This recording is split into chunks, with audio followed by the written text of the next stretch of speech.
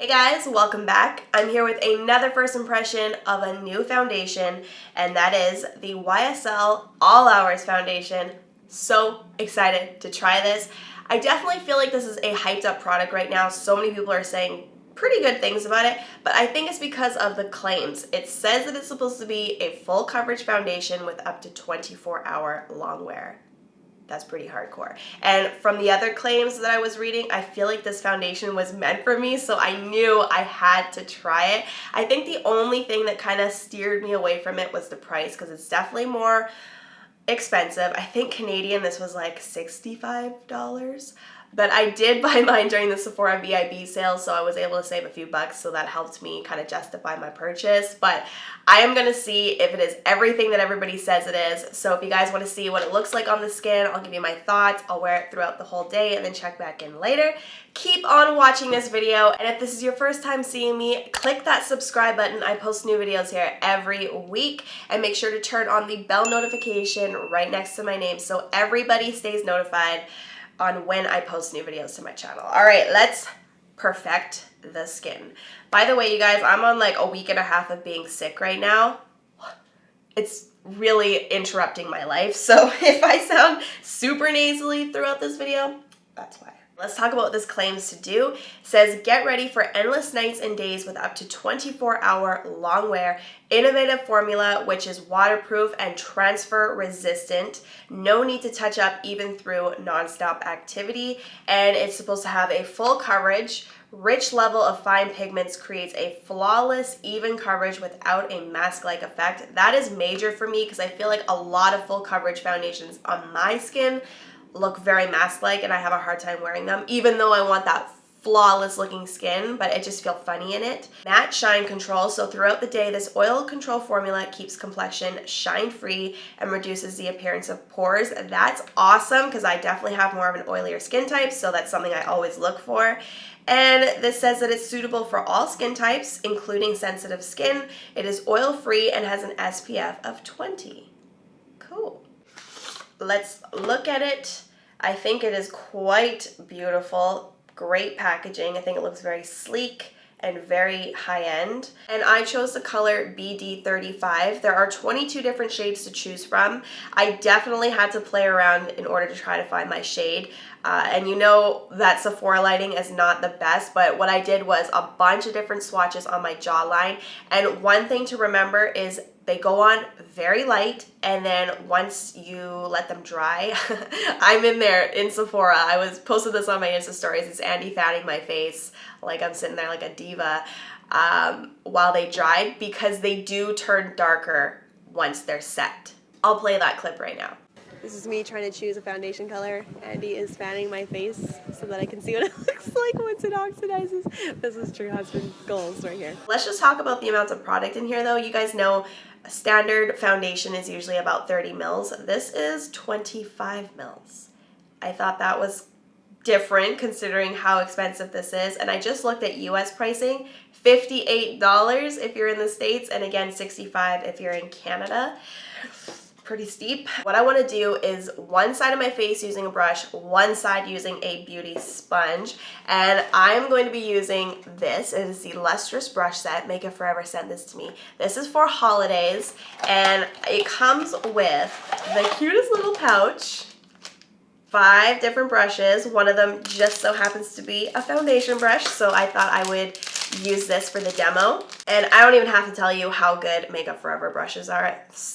So good. And stay tuned, because at the end of this video I'm going to be doing something fun. Hint hint, giveaway. I'm going to use a plate today because I don't have a palette, so okay, we'll do it here. There we go. That's what one full pump looks like. I'm not going to use that. I just want to see just how far the foundation stretches. So just dip a little bit on with my finger first and see how light that looks at first, but watch as it kind of adjust to my skin color. At least I hope so. I really tried to choose a good color for this video. And by the way, there is a fragrance to this product. I can barely smell right now because of my cold, but I can smell it on my skin. It's evening out the skin tone nicely, but I wouldn't say it's full coverage right now, so I think I'm gonna have to use another pump. It comes out very fluid-like, so it makes for really easy blending. And you have enough time to blend it out and like even add more on top. Because sometimes when I'm using more of a matte finish foundation, you just don't have that much time to blend and it sets super quickly. And then if you blend it out even more on top, it kind of goes dry and cakey looking. But this isn't doing that at all. So here's 2 layers, and I just wanted to show you up close what it looks like. I think I'm going to turn my ISO down because right now it's very bright. Boom, there I am. All right, so you get a really good feel for what it looks like on the skin. Very natural with 2 pumps. I still don't think that's full coverage, like not for my skin anyways, because I can see freckles. I would say it's like a medium right now, very sheer medium, but it looks pretty good. And I do think that it blurred the pores because up here, I don't notice them as much as like over here where you can see that they don't have makeup on. I did another full pump, and I'm going to keep my ISO down, like the brightness, so you can really see what this looks like on the skin. So here we go. Whoa. It's like flawless in seconds with my sponge. That's 1 layer with the sponge. It looks very similar to this side with the 2 layers using the brush, and I still have a little bit more product to use, so let's do it. Now that I'm looking at it, I feel like it's the same result with both sides. Like the sponge looks pretty much identical to the side with the brush, so I think that you could get away with either. But I'm still not seeing full coverage, so I think I'll do 1 more layer using the brush, 1 more layer using the sponge, and then we'll see. I let both sides sit on the skin for about 10 minutes. I just wanted to see what the color was going to look like once it was set and how it was going to set on the skin. Color-wise, I think that I can get away with this one. I can kind of see some cool tones coming out, but overall, I think it works. Like I would go out wearing this color and feel comfortable, and it has set on its own. It doesn't feel dry on the skin, very lightweight, not creasing like crazy into fine lines and pores like some foundations do when you don't use a powder. And coverage-wise, is it full coverage? I don't know. My whole overall face looks flawless, and I think I'm just not used to seeing flawless looking skin but still having parts of my natural skin peeking through. That's different for me, so I think that kind of plays into their claim with like full coverage but not mask-like. I'm going to give you guys a time check. It's 1:25. I'm going to do a little bit more makeup because I do have to go out a little bit later tonight, and then I'll check back in with you before I go about my day. All right, full face is on, and to set the face, I use the Laura Mercier Secret Brightening Powder, mostly focusing it to the under eyes to make sure the concealer was set, and then for the rest of the face, I just tapped it into the T-zone, kind of focusing it around the nose and the expression lines just to make sure there was no creasing there either. But considering how little powder I used, I think that my skin looks pretty darn good. I have like a soft matte finish where it's not flat matte, but it's also not overly dewy, which I appreciate because I do have more of an oilier skin type. I did notice that when I get up close, I have some cakiness going on around the nose, like up here, in here. I notice a little bit of dryness going on up here on the forehead as well. I'm going to continue to wear it for the rest of the night. I will check back in at the end of the day and I will give you my final thoughts. Oh my goodness, I almost forgot about the giveaway. Back to the Makeup Forever brush set. You guys saw me use the 108 foundation brush on this side of the face. The 156 brush you guys saw me use to set the face with powder. The 226 I used for my under eye concealer. It's a nice flat, stiff brush. The 216, which is a pencil brush for the shadow, I used to define my crease and then along my lower lash line just to smoke those shadows out. And then the 140 I used to define my nose and my cheek contour a little bit. It's like a nice fluffy blending brush. So one of you lucky viewers is gonna win this brush set. Well, not this brush set because it's dirty now, but Makeup Forever is hooking up this giveaway, so they'll send you a new one. All you gotta do, I think this is like my easiest giveaway ever. Here we go. Be subscribed to my YouTube channel.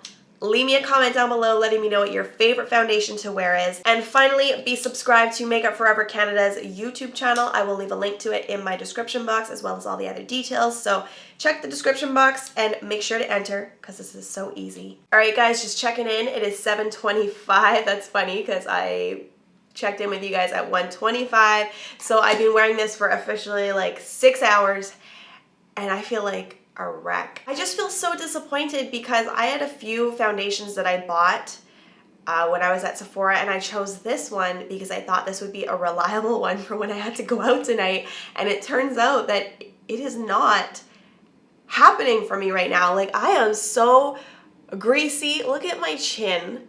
There is so much separation going on over here and on my nose. Like, I don't even want to get up that close right now, but we're gonna. Look at the separation that is going on top of my nose and around my nose. Well, that looks a little bit better, but before it looked like craters on top of my nose, and on the side it looks like I just don't even know how to blend foundation.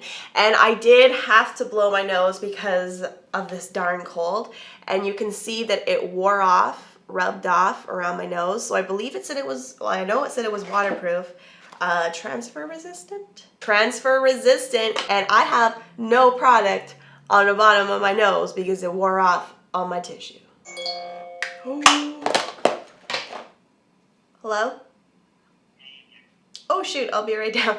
Give me like 3 minutes. Oh my gosh, she's already here, but I just wanted to show you a quick look at what I look like before I head out the door after I touched up my face. Looks a little bit better. I can do with this. We're good. All right, I'll talk to you in a bit. 11:15, just got home, doing my final check-in.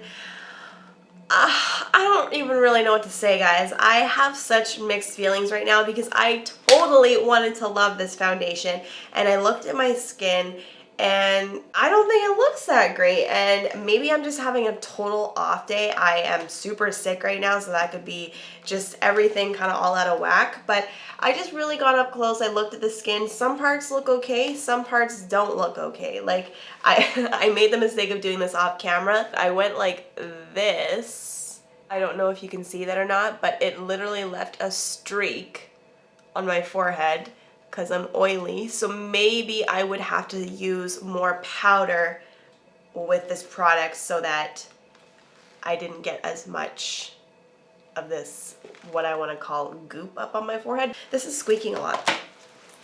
There's just so much separation going on, especially on the nose, around here, on the chin. But overall, I'm not really satisfied with how it looks on my skin. I don't feel like my skin looks flawless anymore. I think that if you didn't have freckles or pigmentation on your skin, maybe acne scarring, you would think this was full coverage. But if you do have more textured skin, I don't know if you would be happy buying it for that full coverage look, because I don't think you're gonna get it. If you do have more of a dry skin type, I don't know. Even though this says that it's good for all skin types, I still think you might struggle with it because I have a feeling it's gonna cling to all your dry patches. See, this is the hardest part about doing first impressions, because either you really love the product and you just want to rave about it, or there's something like this where it didn't go so well, but you still think there's a possibility of it turning out well. That's where I'm at right now. Or you just hate the product, but I don't. So I think I'm gonna continue to wear this for the next few days.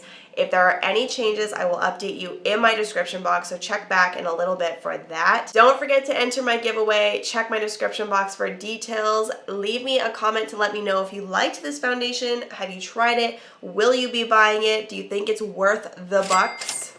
If you guys like this video, give me a thumbs up, subscribe if you're new, check out my foundation review playlist. I will link it for you right now and in my description box as well. And while you're here, head over to my vlog channel. I'll put a box right here. Click it, watch some videos while you're over there, and I will see you all in my next one. Bye!